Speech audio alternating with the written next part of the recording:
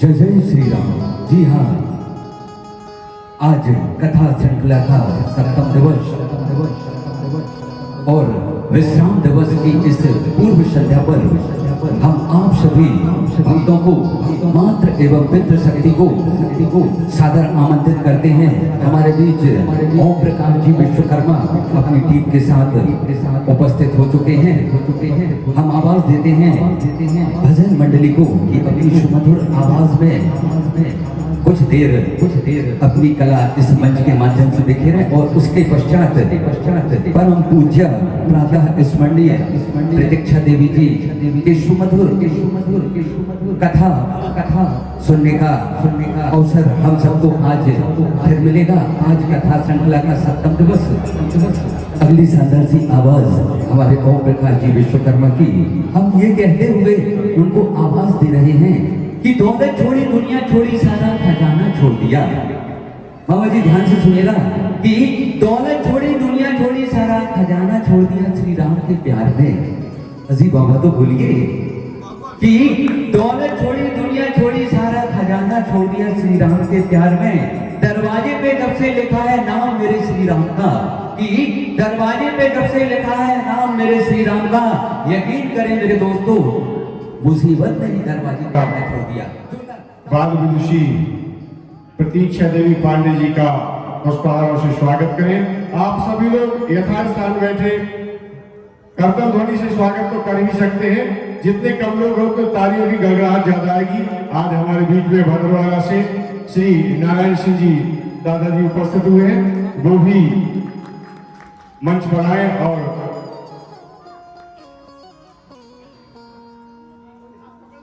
सुश्री प्रतीक्षा देवी का स्वागत करें। हमारे बीच में छपड़ से भाई कमल सिंह जी उपस्थित हैं, वो भी आए और सुश्री प्रतीक्षा देवी जी का स्वागत करें। दादाजी को बहुत सहयोग प्रदान करें। हमारे सनातन धर्म महासभा के कोषाध्यक्ष श्री पंडित राजकिशोर जी गौतम आप भी आए और सुश्री प्रतीक्षा देवी जी का पुष्पहारों से स्वागत करें।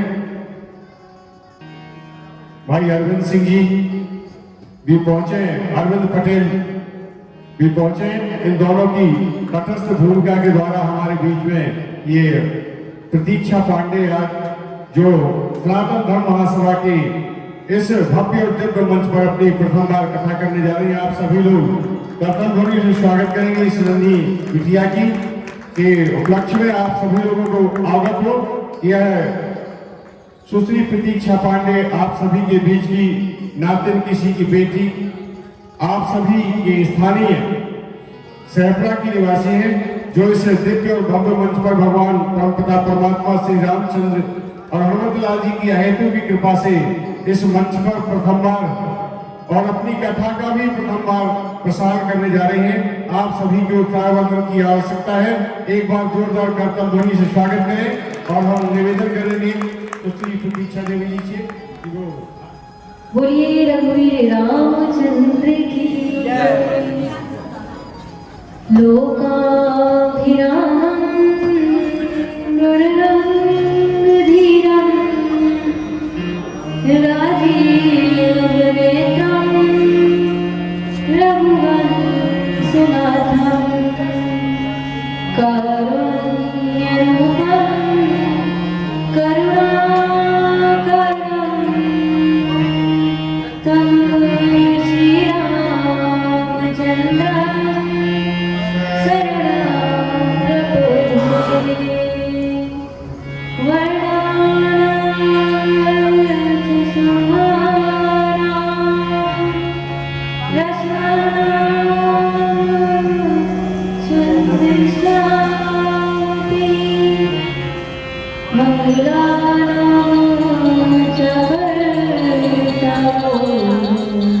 वंदे विनायको। बोलिए श्री रामचंद्र भगवान की जय। उमापति महादेव की जय। हनुमत लाल जी महाराज की जय। बोलिए सब संतन की जय।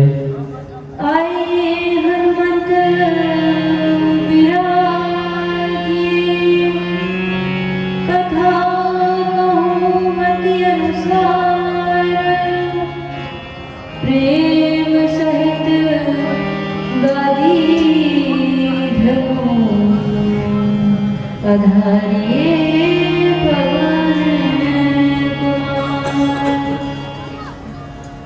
ओम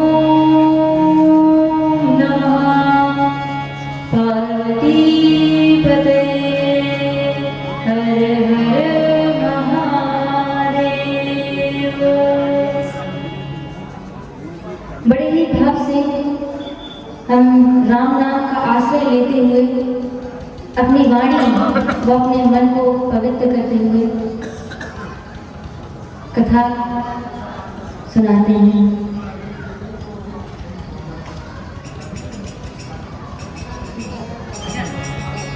राम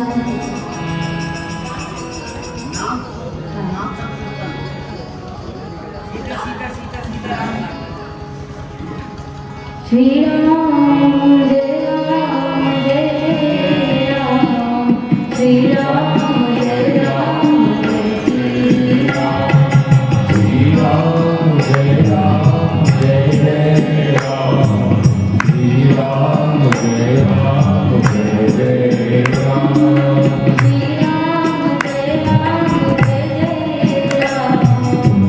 राम जय राम जय जय राम श्री राम जय राम जय जय राम श्री राम जय राम जय जय राम श्री राम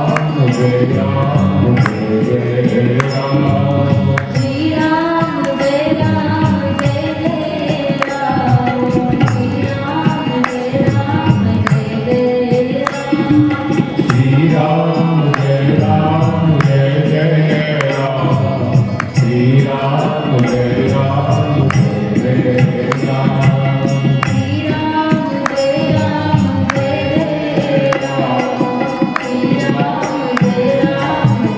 जय राम श्री राम जय राम जय जय राम श्री राम जय राम जय जय राम सिया राम मैं सब जग जानी करम प्रणाम भूरि दुख पानी। कल हमारे महाराज श्री ने आपको राम जी के वन की कथा सुनाई थी।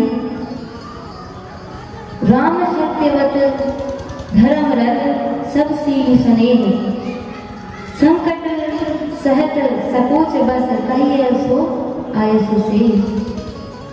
देखिए, जब हमारे राम जी को वनवास दिया गया तब हमारे भरत भैया कहाँ थे? ननिहाल में।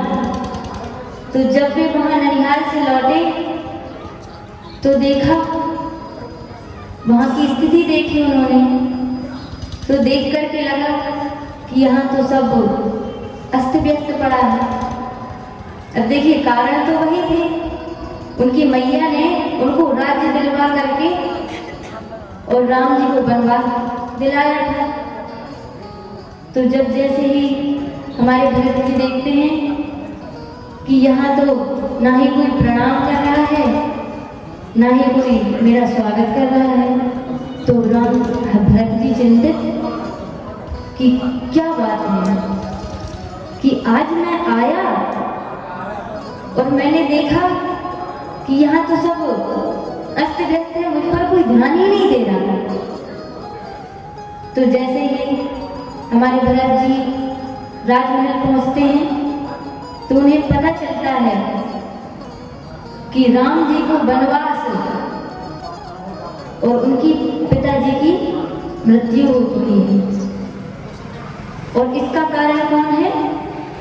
उनकी खुद की मैया। तो भरत जी दुखी होकर के खुद को दोष देने लगे, मैया को डांटा कि आपने ये किया क्यों? मुझे नहीं चाहिए था ये। मेरे भाई, मेरे भगवान स्वरूप, मेरे माता पिता जैसे आपने उनको वनवास दिया। अब ऐसे ही कुछ दिन बीते, भरत जी ने अपनी मैया को त्याग दिया था। क्यों? क्योंकि उनको ये लगता था कि मेरी वजह से मुझे मेरी ने राज्य दिलाने हेतु मेरे भैया को वनवास दे दिया। तो अब कुछ दिन बीते तो हमारे भरत जी कहते हैं कि अब मैं अपने राजा रामचंद्र जी को वापस लाऊंगा, मैं उनको मना करके वापस फिर लेकर के आऊंगा। तो जैसे ही तैयारी चालू हुई तो उर्मिला को पता चला कि अब श्री राम जी को, सीता मैया को और लक्ष्मण जी को लेने की तैयारी हो रही है। तो उनके मन में व्याकुलता उत्पन्न हुई कि मैं भी जाऊं। भरत जी कहते हैं कि तैयारी करो, वो तो खुद यहाँ आएंगे, क्या आपको शंका है कि मैं विजय होकर के नहीं आऊंगा? तो कहते हैं कि ऐसा तो नहीं है। और बस सभी लोगों को ये बात जब खबर मिली तो सभी चलने को तैयार हुए कि हम जाएंगे, हम जाएंगे। देखिए, हमने आपको कल बताया था कि जब राम जी वनवास जा रहे थे तो उनके साथ जो रथ लेकर के गया था वो कहता है कि प्रभु हमारे हमको उस बार तो नदी के किनारे छोड़ करके चले गए थे सोता हुआ, हमारे साथ चल करके अब देखते हैं क्या करते हैं। तो राम जी की मैया, भरत जी, शत्रुघ्न जी की मैया और लक्ष्मण जी की मैया तीनों और गुरुवर थे और सभी राज्यवासी अपनी सेना लेकर के भरत जी वन की ओर जा रहे हैं कि हम अपने भैया को लेकर के आएंगे। और वहीं सीता मैया, श्री रामचंद्र जी और लक्ष्मण जी कहाँ हैं? चित्रकूट में। तो मैया को सपना आता है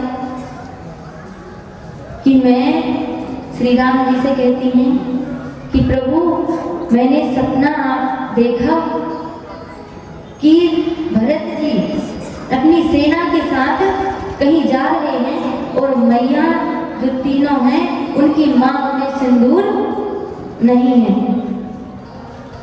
तो यहाँ देखिए, भरत जी जब जा रहे थे तो हमारे नदी के किनारे भरत जी रुके सारी सेना को लेकर के।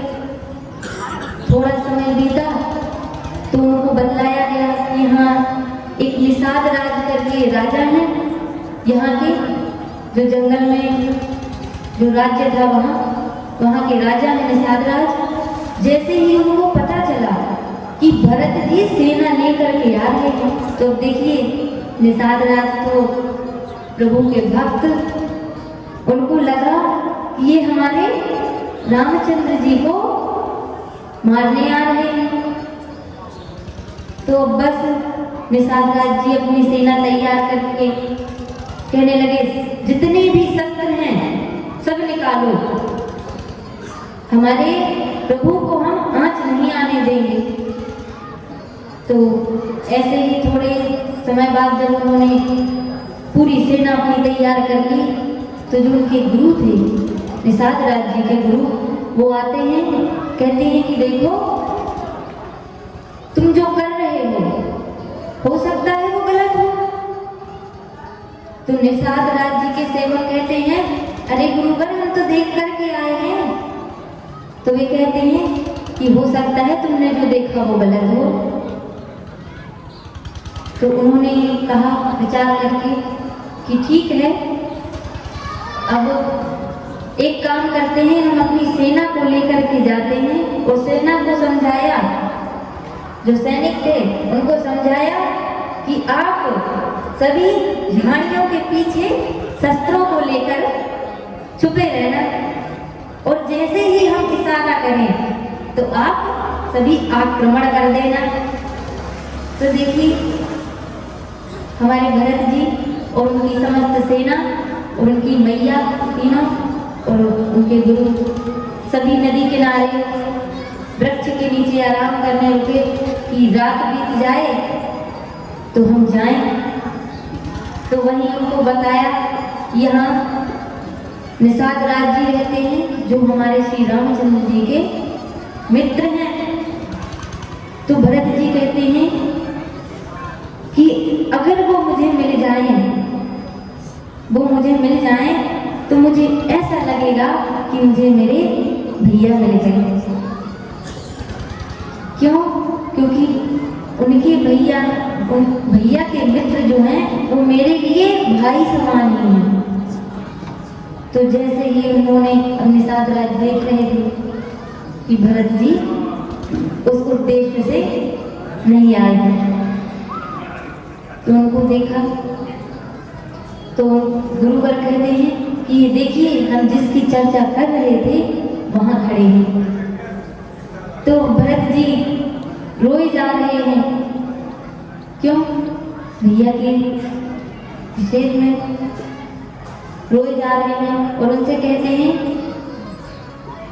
निषाद राज जी कहते हैं भरत भैया से कि प्रभु मुझसे बहुत बड़ी भूल हो गई, मैंने आपको गलत समझा, मैं तो कुछ दूसरे उद्देश्य से यहाँ आया था, मुझे माफ करना। तो भरत जी कहते हैं कि नहीं, आप मुझे अपने हृदय से लगा लीजिए। क्यों? क्योंकि आप मुझे हृदय से लगाएंगे तो मुझे ऐसा प्रतीत होगा कि मैं अपने भैया को हृदय से लगाया हुआ है। तो थोड़ा देर हुआ तो फिर भरत जी कहते हैं, क्या आपने मुझे इस लायक भी नहीं समझा? तो निषाद राज जी कहते हैं, नहीं प्रभु। और जैसे ही भरत जी वापस जाने लगते हैं तो वैसे ही उनको हृदय से लगा लेते हैं।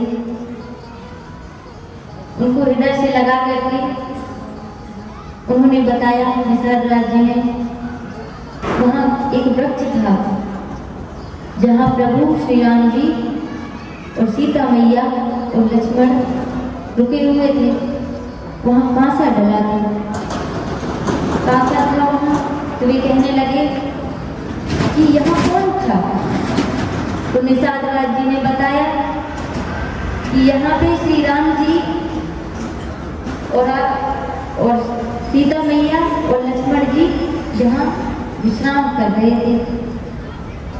तो भरत भैया को बहुत दुख हुआ कि मैं इतना कैसे पापी हो सकता हूँ कि मैं अपने राजमहल में जाकर के रेशम के गद्दों पर सो रहा था और मेरे भैया यहाँ कांसे पर सो रहे थे, वृक्ष के नीचे सो रहे थे।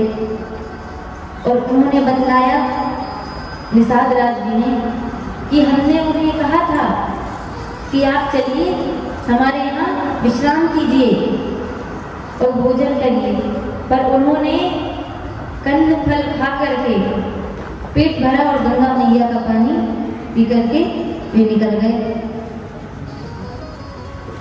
अब उनको अत्यधिक दुख हुआ भरत जी को कि मैं इतना अधर्मी कैसे हो सकता हूँ।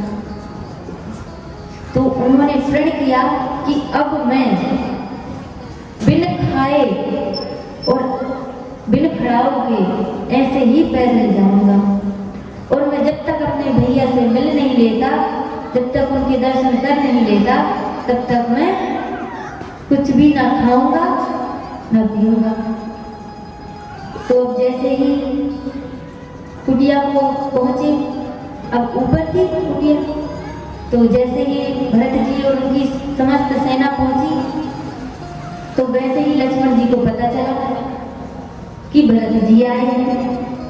तो देखिए उनको भी यही संशय हुआ, क्या कि वे उनको मारने आए हैं, सारी सेना लेकर के जो गए थे। तो उन्हें भी लगा कि ये मारने आए हैं। तो लक्ष्मण जी अत्यधिक क्रोध से बोले, भैया मैं तो अब भरत को मार डालूंगा, इसका इतना दुस्साहस, ये आपका वध करने चला आया है। तो राम जी कहते हैं, लक्ष्मण ऐसा नहीं हो सकता, मुझे इतना यकीन है कि ऐसा नहीं हो सकता, भरत ये नहीं कर सकता। तो अब लक्ष्मण जी तो मानने वाले नहीं हैं। ये तो आप सभी जानते हैं कि अत्यधिक क्रोध वाले थे लक्ष्मण जी। तो अब जैसे ही उनको समझाया, नहीं माने, धनुष निकाल लिए कि अब तो मैं जाऊंगा और जैसे ही वो मुझे दिखा तो मैं सीधा मार दूंगा। तो अब थोड़ी देर बाद आकाशवाणी हुई कि लक्ष्मण, बिना सोचे समझे ये करना गलत है। और जैसे ही आकाशवाणी हुई और पीछे से आवाज आई, भैया, रोते हुए बोले, भैया। तो श्री राम जी कहते हैं, देख लो, मैंने कहा था मेरा भरत ऐसा नहीं करेगा। अब भरत जी की आंखों से आंसू बह रहे हैं। श्री राम जी ने उनको हृदय से लगाया, और रोने लगे। और लक्ष्मण जी ने उनसे क्षमा मांगी कि मैं आपको सोच रहा था कि आप किसी दूसरे उद्देश्य से आए हैं, मैं ऐसा कैसे सोच सकता हूँ। तो देखिए, वहाँ किस लिए गए थे हमारे भरत जी कि हम श्री राम जी को लौटा करके ले आएंगे। पर देखिए, उनको अपने पिताजी के जो वचन थे उनका पालन करना था, वे तो लौटने वाले नहीं। तो अब कुछ 2 दिन रुके वहां पे वो सभी। अब एक दिन हुआ, जैसे ये दूसरा दिन हुआ तो राज्य के जो मंत्रीगण थे सभी बैठक हुई कि भरत जी, आप जिस कार्य से आए हो तो आप बतला दीजिए। तो अब भरत जी कहने लगे कि देखिए मंत्री जी, देखिए गुरुवर जी, आज तक ऐसा नहीं हुआ कि मैंने कोई कामना की हो और मेरे मन में जो इच्छा रही हो वो मुझे बतानी पड़ी हो। जब हम बचपन में खेल खेलते थे तो भैया हमको दूसरी समूह में रख करके खुद हार जाते थे और हमें जिता देते थे। आज मैं कैसे कहूँ, भैया से कि आप चलिए। तो अब ये बात तो नहीं हुई। जैसे ही सुबह हुई तो भरत जी कहते हैं कि भैया चलिए। तो राम जी कहने लगे, मैं पिता के वचनों का पालन करूंगा और आप सबको भी करना होगा। देखिए, परिवारों को कैसे चलाना है, अपने भाई के साथ किस तरह रहना है, अपने माता पिता की किस तरह सेवा करनी है, किस तरह वचनों का पालन करना है, ये हमें राम कथा अच्छे से सिखलाती है। राम कथा हमें सीख देती है। तो अब राम जी ने तो मना कर दिया। तो भरत जी कहते हैं, भैया एक काम करिए, आप मुझे अपनी चरण पादुका दे दीजिए। खड़ाओ जो पहना करते थे वो आप मुझे दे दीजिए, मैं उनको राज सिंहासन पे रख करके उनकी पूजा करूंगा। तो यहाँ दिखाया आ गया कि आपको देना होगा, कुछ ना कुछ तो करना होगा। तो हमारे श्री राम जी ने उनको चरण पादुका दी और भरत जी कहते हैं कि भैया 14 वर्ष की अवधि जैसे ही पूरी होगी तो मैं, आप एक दिन भी कम ना करना, अगर आपने एक दिन भी कम किया तो मैं प्राण त्याग दूंगा, मैं अपने प्राण त्याग दूंगा। और बस अपने प्रभु के चरण पादुका लेकर के भरत जी राज्य की ओर चले गए। बोलिए सियावर रामचंद्र की।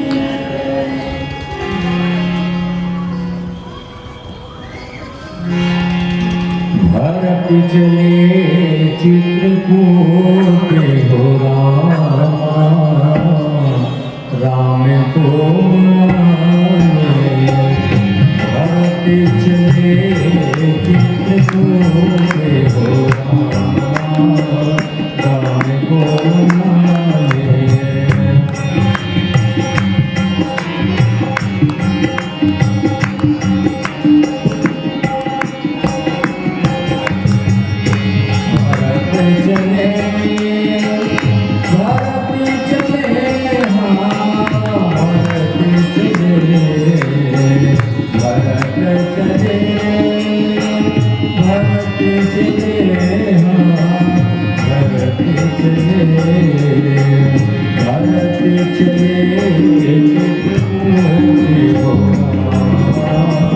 राम को मनाने। भरत चले चित्रकूट हो रामा, राम को मनाने।